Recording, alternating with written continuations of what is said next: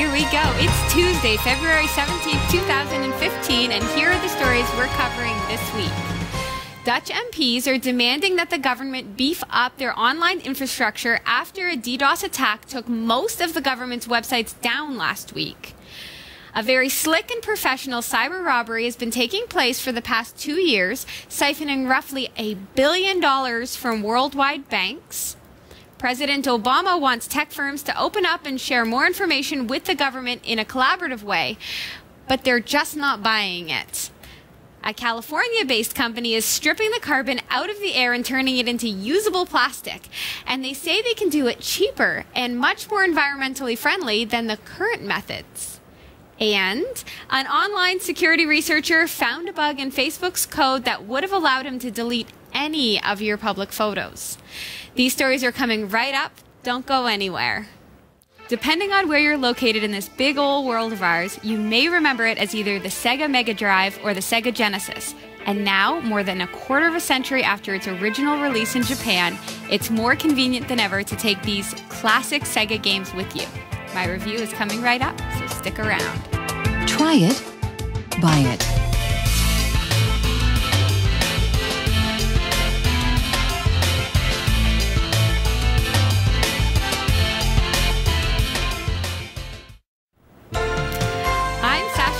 And here are the top stories from the Category 5.tv newsroom. It has been confirmed that a cyber attack took down most of the Dutch government's websites last Tuesday. The attack, which also took down some private sites, highlighted the vulnerability of public infrastructure. It came as the U.S. beefed up its defenses and followed warnings that sites belonging to the French authorities had been targeted. Dutch MPs demanded that the government ensures state sites were capable of withstanding similar attacks in the future. In a statement, the Dutch government confirmed that it had been the victim of a distributed denial of service attack, or DDoS, in which servers are flooded with traffic, causing the sites to fail to load. So for the actual government itself to be exposed to such an attack it's scary. What some people don't realize necessarily is that these kinds of attacks happen all the time. Our server gets whacked away so much, and we have grown to the point where our server, and I really, you got to knock on wood and just like you never want to get cocky about this kind of server administration, but our server's pretty robust now that I've learned how to administer a server against a DDoS attack, and hopefully we never have to deal with one that is beyond our capabilities. But when you're in the government, they come and they are huge. Right. The distributed denial of service itself in the name means there is a distribution of the attack from multiple endpoints, which means thousands of computers, possibly more, all attacking that server all at one time. My goodness. Scary stuff. I'm happy that we're taking, the U.S. is taking precautions against it actively as well. So that's good. The Dutch will get it under control. A new report has revealed that up to 100 banks and financial institutions worldwide have been attacked in an unprecedented cyber robbery. Computer security firm Kaspersky Lab estimates that $1 billion has been stolen in the attacks, which it says started in 2013 and are still ongoing. A cyber criminal gang with members from Russia, Ukraine, and China is responsible. Kaspersky said that it worked with the Interpol and Europol on the investigation. It said the attacks had taken place in 30 countries, including financial firms in Russia, US, Germany, China, Ukraine, and Canada. Kaspersky said that the gang's method marked a new stage in cyber robbery where malicious users steal money directly from the banks and avoid targeting end users. How very considerate. The gang, which Kaspersky dubbed Carbonac, used computer viruses to infect company networks with malware, including video surveillance, enabling it to see and record everything that happened on staff's screens. In some cases, it was then able to transfer money from the bank's accounts to their own, or even able to tell cash machines to dispense cash at a predetermined time of day. No. Yeah, can you imagine walking past a bank machine that had been programmed just to spit cash out? And be like...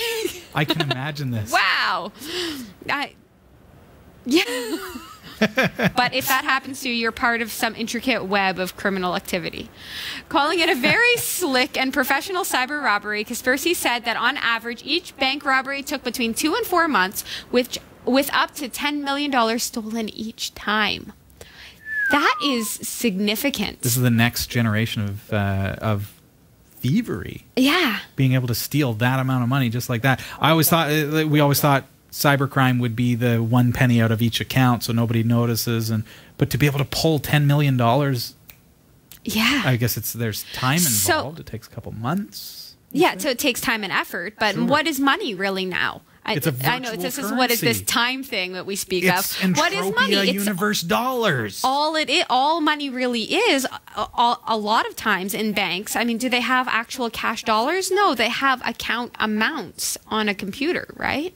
They don't keep the amount of money that they have in the actual bank itself. It's not a physical itself. thing anymore. No, so I mean, it's crazy to think, but yeah, you could have $10 million stolen from an account if the bank wasn't watching. And these are not, the scary thing is that these are not Bitcoin banks and things. These are actual banks that you go in and deposit your paychecks into.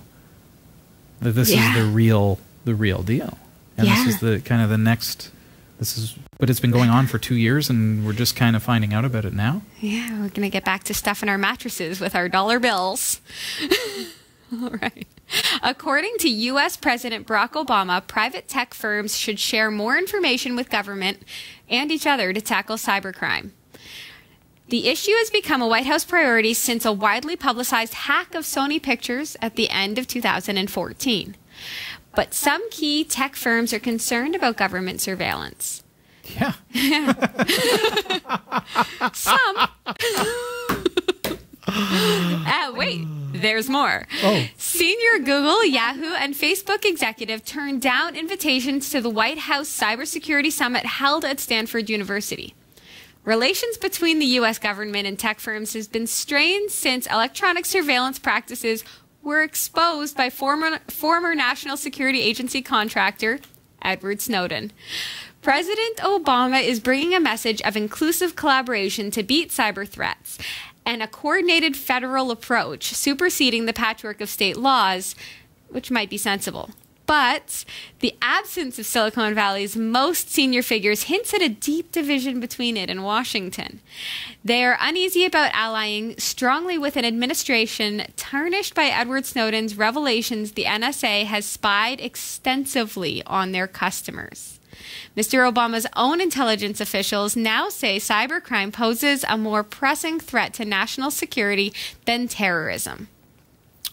Well, he would say that. He would say that when he wants people to, open up and share more of their information. I don't like to get into the conspiracy theorism and all that kind of stuff, but there tends to be, we're in that time where everything is digital, right? And they're right to be wary of a government that would admittedly spy on people and basically steal data. They wouldn't admittedly do it. That's the problem. Well, they didn't admittedly do it at all. They did it, and then they exactly. Admittedly, no, of course not. But good for them for standing up for privacy, and, right? But oh well, let's try working together collaboratively. Yeah. So No, if Edward Snowden President didn't come Obama. forth, I wonder what this conversation would have looked like. Right? Maybe it would be a different thing. Maybe everybody would be at this summit and they would be, happily cooperating, right? But would this discussion have ever needed to be necessary had Snowden not come forward, because it would have just continued? They would have just continued on the same path. Right. Interesting. It'll be neat to see how this develops. Definitely. This coming up is the best news story I have read all week.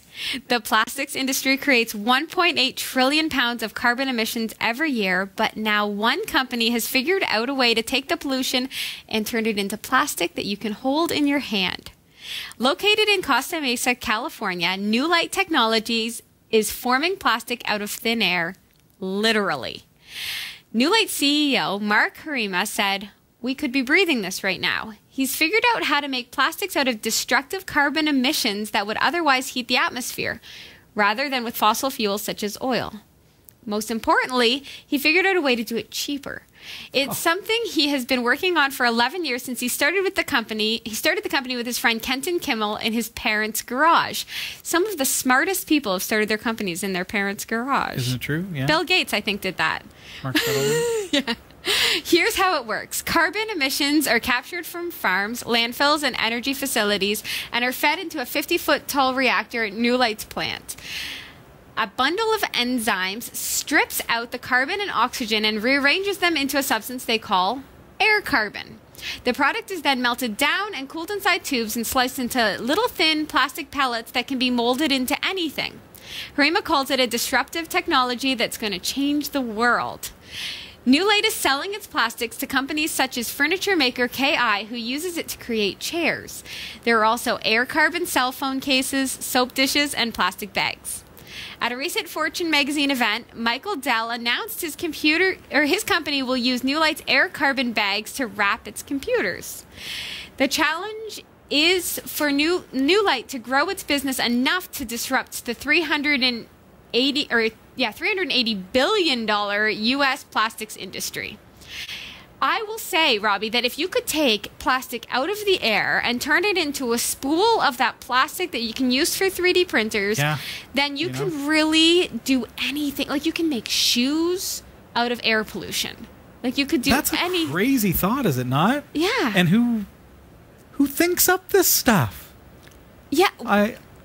I just make plastic out of air? It's an interesting use of magic. Yes, Technology this alchemy that he... Yeah, but to be able to take something that is typically pollution, bad for the environment, turn it into something that's usable and reusable. Yeah, how good for our lungs, because really they work as the filter, right? We breathe this in, and I guess it must just stay inside of us. Well, but I guess it is right? Based on carbon dioxide, right? So, is yes. that right? So it's not like I'm not breathing in plastic. Right. I'm breathing in the building blocks that they're using to create plastic. Okay. I love it. Cool. Way Very to go. cool. Forward thinking. So, public photos on Facebook could have been deleted with just 4 lines of code, says an online security researcher. Laxman Mathia was playing around with a Graph API, the tool which developers use to make Facebook apps. Testing it on his own photos, Mathia found a way to manipulate the code so that it deleted one of his images. He explained in a blog post, "I got access to delete all of your Facebook photos, photos which are public or the photos that at least he could see." He immediately reported the bug to Facebook's security team and says they were fast in identifying this issue and there was a fix in place in less than 2 hours from the acknowledgement of the report. A Facebook spokesperson has since confirmed the sequence of events, and Mathia has posted a screenshot of a Facebook message saying that he's been offered $12,500 as a reward for finding the fault. That is great. Good sleuthing. Oh. I wish that I wish I knew this before they fixed it, because there's a couple of pictures I would love to delete. You know what our viewers are thinking is, I wish that I could get money for pointing out Robbie's faults. I wish that I could just be smart enough to find something. Like, there's oversight in any major company like that. Sure, yeah. Right? So that's pretty major. Something like Facebook, right? Which, I mean, yes, there's obviously a coding fault of some sort. Yes. So for me to actually be able to find that so easily, not that it was easy, I'm sure, but 4 lines of code, yeah, $12,000. Nice. Jackpot. Yeah. For all your tech news with a slight Linux bias, visit the Category5.tv newsroom at newsroom.category5.tv. For the Category5.tv newsroom, I'm Sasha Dermatis.